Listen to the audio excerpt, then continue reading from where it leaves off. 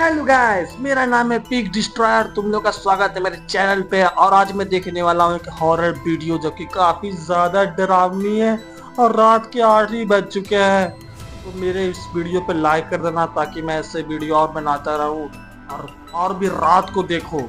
दोस्तों, हम हर हफ्ते बड़ी मेहनत से आपके लिए एक दिल दहला देने वाली एनिमेटेड हॉरर स्टोरी बनाते हैं। तो अगर आप हमारी यानी खूनी मंडे चैनल की कहानियां एंजॉय कर रहे हैं तो हमारे चैनल को सब्सक्राब कीजिए और हमारी लेटेस्ट वीडियोस की नोटिफिकेशन के लिए बेल आइकन दबाना मत भूलना। उनके वीडियो को सारे वीडियो देखना और लाइक कर देना। क्रेडिट इस वीडियो का क्रेडिट जाता है खूनी मंडे को। ओ भाई साहब, एंट्री खतरनाक है इनकी। पैरानॉर्मल इन्वेस्टिगेशन की दुनिया के सबसे इनको तो पॉपुलर जानते हैं। इन दोनों ने मिलके कई हॉन्टिंग्स के केसेस सॉल्व किए हैं। इनको तो जानते हैं और कई एग्जॉर्सिज्म्स भी किए हैं। लेकिन इनकी लाइफ में एक ऐसा केस है जिसने इन दोनों के भी होश उड़ा दिए थे। उनका आखिरी केस, द स्मर्ल्स फैमिली केस। अभी हाल ही में उसी के स्टोरी है। इस कहानी की शुरुआत 1973 में अमेरिका के पेंसिल्वेनिया से हुई। जैक और जैनेट स्मर्ल अपनी दो बेटियों के साथ एक पुराने से डुप्लेक्स घर में शिफ्ट हुए थे। उनका पिछला घर एक हरिकेन की बाढ़ से तबाह हो गया था। अब वो एक नई जगह आए थे, नए सपने और एक बेहतर जिंदगी की उम्मीद लेकर। शुरू में तो सब अच्छा चल रहा था। कुछ ही महीनों में जैक का अपनी जॉब में प्रमोशन हुआ और उसने सोचा कि अब वो अपने इस घर को अच्छे से पैसे लगाकर रेनोवेट करेगा। पर जैसे ही घर के रिपेयर्स और रेनोवेशन का काम शुरू हुआ, घर में अजीबोगरीब चीजें होने लगी। धीरे धीरे घर की चीजें इधर-उधर होने लगी। कई बार रिपेयर में काम आने वाले टूल्स और इक्विपमेंट्स गायब हो जाते थे और फिर अपने आप उसी जगह पर वापस आ जाते थे जहां से वो गायब हुए थे। घर के एक कमरे में दीवारों पर अजीब से काले निशान थे।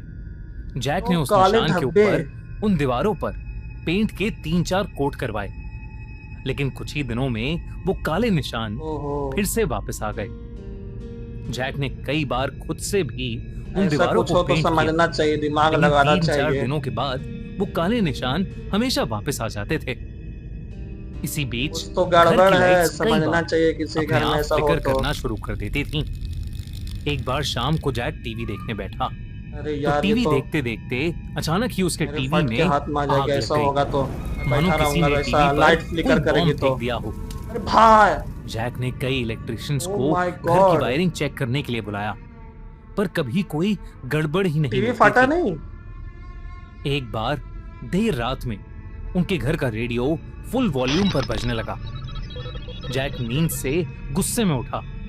उसे लगा कि शायद उसकी बेटियां कुछ शैतानी कर रही हैं। लेकिन जब वो ड्राइंग रूम में गया तो उसने देखा कि वो रेडियो अपने आप बज रहा था, क्योंकि उसका तार प्लग्ड इन था ही नहीं। जादू आ रहा है। जादू कई बार होने लगा। घर का टीवी और रेडियो अपने आप फुल वॉल्यूम में फ्लिकर कर रही है ना, जबकि वो अनप्लग्ड होते थे। ड्रॉर्स और कैबिनेट्स अपने आप खुल जाते थे। घर का टेम्परेचर भी अपने आप ड्रॉप हो जाता था और गर्मी के महीने में सब नॉर्मल नहीं है। घर के अंदर एक कपकपाती ठंड हो जाती थी। जब जैक और जेनेट के बेडरूम का बाथरूम रेनोवेट हुआ तो कुछ बेहद अजीब घटा। रेनोवेशन के अगले दिन ही जब जेनेट ने बाथरूम देखा तो पूरे बाथरूम में किसी के खरोचों के निशान थे, जैसे रात भर कोई जानवर उस बाथरूम में फंस गया हो। इस इंसिडेंट के बाद अब जैक और जेनेट को घर से थोड़ी घबराहट हो रही थी। एक बार जेनेट अपने कमरे में थी तो उसे लगा कि जैसे बगल वाले कमरे से उसकी सास उसे आवाज दे रही है। जब वो वहां पहुंची तो उसकी सास ने कहा कि उन्होंने उसे कोई आवाज नहीं है। तब से परिवार के लोगों को पेरेंट्स अक्सर ऐसा लगता था कि जैसे कोई उन्हें पुकार रहा है, पर उन्हें कभी कोई दिखता नहीं था। एक बार रात में जैक और जेनेट को अपनी बेटी के रूम से अजीब सी चीखने की आवाजें आ रही थीं।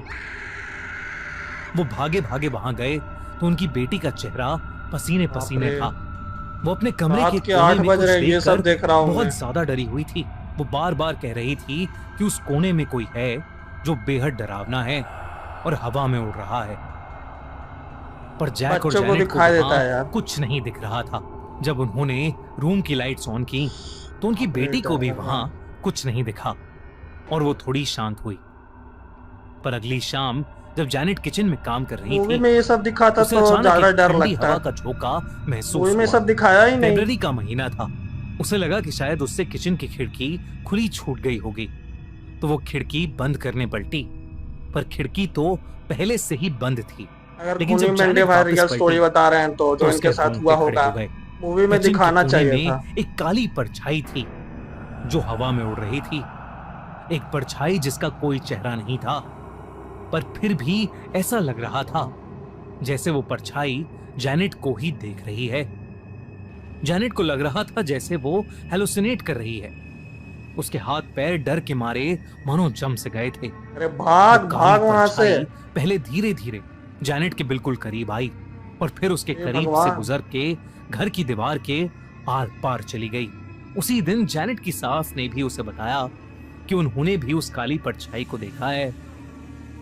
धीरे धीरे उस काली यार तो परछाई समझ का जाना चाहिए घर में सब भूत लोगों है। को दिखना एक आम सी बात हो गई थी।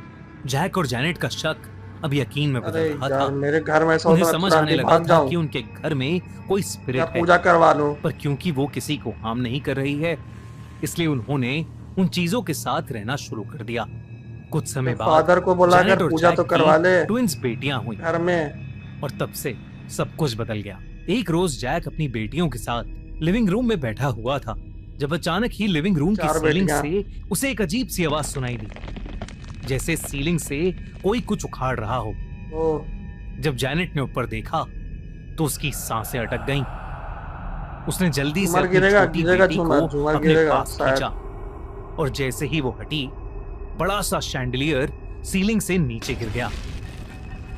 अगर उस शैंडलियर के नीचे गिर गया। कोई आ जाता तो उसका जिंदा बचना बहुत मुश्किल था। इस इंसिडेंट के बाद जैक खत्म था चर्च गया खत्म। और एक प्रीस्ट से अपने घर में हो रही चीजें शेयर की। वो प्रीस्ट उनके घर आया और उसने एक ब्लेसिंग रात रिचुअल दिमाग किया, वाला काम किया। जो कुछ कुछ पूजा की तरह होता है। उसके बाद थोड़े समय के लिए सारी एक्टिविटीज बंद हो गईं, लेकिन फिर कुछ टाइम बाद सब वापस शुरू हो गया और इस बार उन चीजों का होना बहुत ज्यादा हो गया था। अरे कभी यार। किचन की कोई अप्लायंस आग पकड़ अरे लेती, छोड़ दो। तो कभी घर के बल्ब अपने आप फूट जाते।